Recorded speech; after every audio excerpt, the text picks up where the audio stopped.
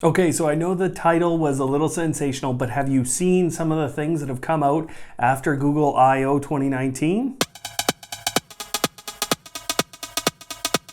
Hello automators, thanks for tuning in again. I wish I could say I was going to take some of the frustration out of automation today, but honestly, I'm a little bit concerned with what's gone on here with Google since Google I/O 2019, and quite frankly, I'm not the only one.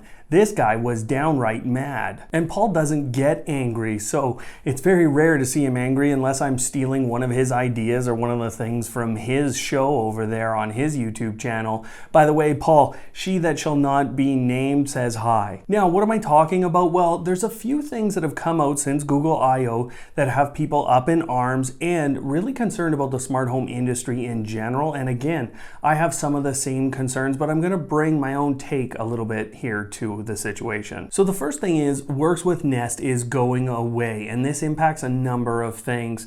As it goes away, it will impact a number of makers who can control your Nest products right now. Just to give you an idea of some of the products that we have had here on the channel, you know, Harmony Hub, Philips Hue, Amazon's voice assistant here, the Stringify, RIP Stringify, Yonomi, If This Then That, which we'll talk about a little more later, and Lutron, and a number of other makers that are out there that have that little Works with Nest logo on their products as they sold their products for the last number of years. I could go on for a while about all the makers, but there's actually a website that you can look right now still of what works with Nest, and there's just a ton of products there. Now, what happens come August 31st, 2019? Well, that integration stops working. So all of those makers, and you'll be getting emails from these makers, that basically none of them will be able to control, with one exception, or at least it appears that there will be one exception to that rule. That one exception to the rule here is actually Amazon, and Google has said, and this surprises me, that they will work with Amazon to make sure that their voice assistant can still control their Nest products. So that's an amazing reach out, and I would think that the reason is more, in Google's favor than it appears on the outside. I would think that the big reason is that's a major way that Nest sells products, or now Google Nest sells products. Now, what are the reasons that Google has given for this change? Well, they're giving reasons like security and privacy and simplicity. I mean, if you do look at the situation from Google's perspective, they were managing two major SDK platforms, or two major smart home platforms for the rest of the industry to go and connect to and therefore control off of. And if you think about that situation, most small to medium manufacturers do not allow their products to be controlled directly by other makers. There's examples where that happens, obviously, especially with some of the smart home protocols like Zigbee and Z-Wave, but in general, when you think about a Control4 device or a Crestron device or any of those, they require the hub or the controller to ensure that they're going to work, and you have to have that controller. It's not like you can remove that and then control it by something else, or at least that's not typical in the smart home industry. So really, what Google is doing at this point is pulling their Nest products into their own hub.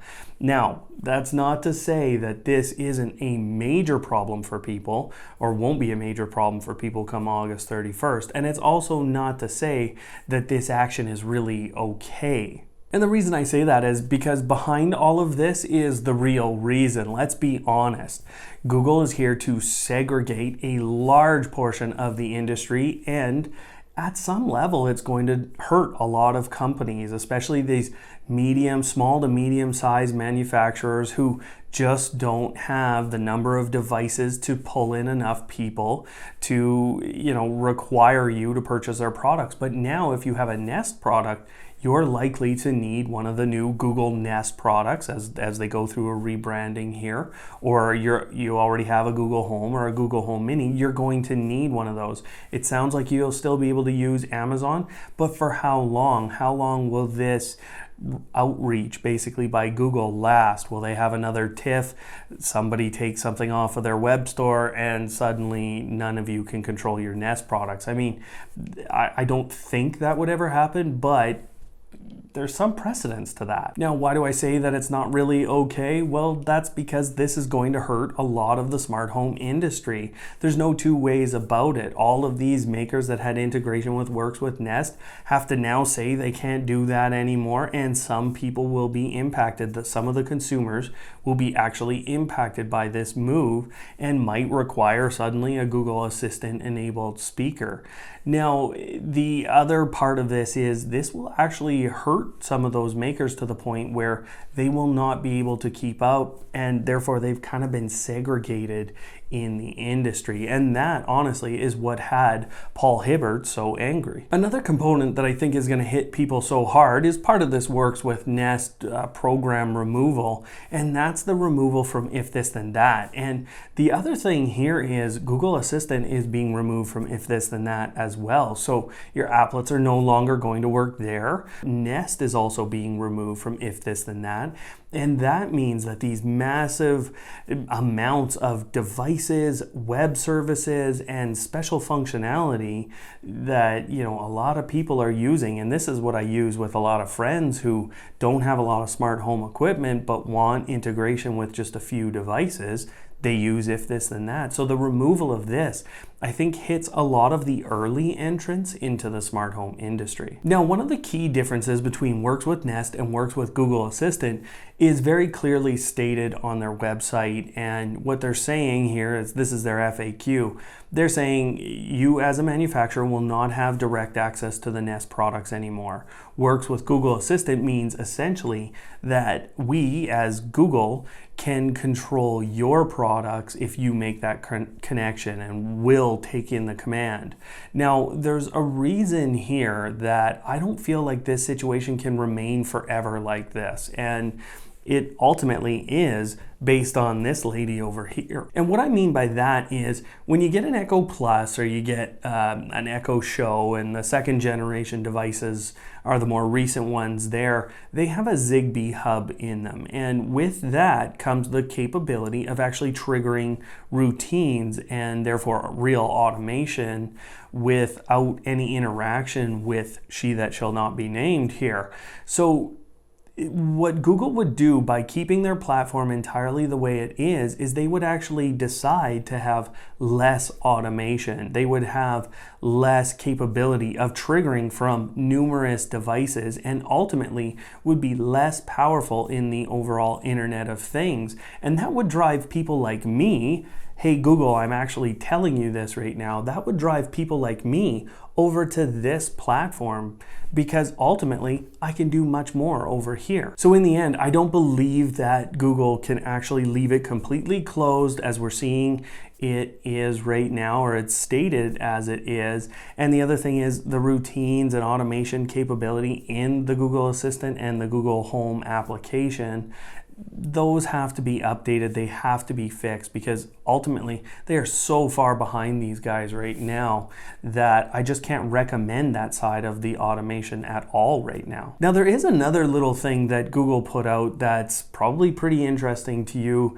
as users of the Google Assistant or Google Home or Android Auto. Now, Android Auto, if you're using the application, that application is basically going away right away, and the new Google Assistant driving mode will come in, take over, and the Android Auto application will no longer be updated. Now, that sounds like a very scary thing, but what I can tell you is the Android Auto infotainment system, that is not being changed at this point. There's no changes right now. And the thing is, I don't think Google can just go and replace Android Auto and call it Google Assistant Auto, or I don't even know what you would call it, but they can't just replace that. Number one, great brand recognition there for Android Auto. It's either Android Auto or Apple CarPlay on commercials. Let's be honest. But the other thing is those manufacturers all implemented Android Auto in a different way. And so you're not going to be able to necessarily just put out a patch or put out a change to that and change it to the Google Assistant app. That's just not going to be possible. There's going to be terms and conditions. There's going to be methods of actually getting that update out, that's going to take a while. So while I do think Android Auto will eventually adjust to the same sort of scenario as Google Assistant's new driving mode, I don't actually think that they can just go and get rid of it like they did with Works with Nest. Unfortunately, this sets a precedent that could be followed up in a number of ways. I mean, I recorded but haven't published yet a video about Amazon's acquisition of Eero and how that could impact as anyone who owns an Eero. I think you could see something go on very similar to this, and I think Google left this situation for far too long with Nest kind of hanging out there. And when we saw the removal of the Nest CEO last year, I think we all thought, okay, great, we're going to get great integration. But ultimately, this kind of an integration of the companies was likely to go on at some point, and unfortunately, this is what we're left with. So this is a developing situation, and there's no answers right now, but I wanted to give you what I could. Now, Paul's video that is up on screen right now, he talks about some of the details here that I didn't talk about in this video, so go click on his video here, watch that, and until next time, hopefully don't hate too much here with Google, but go automate instead, and we'll see ya.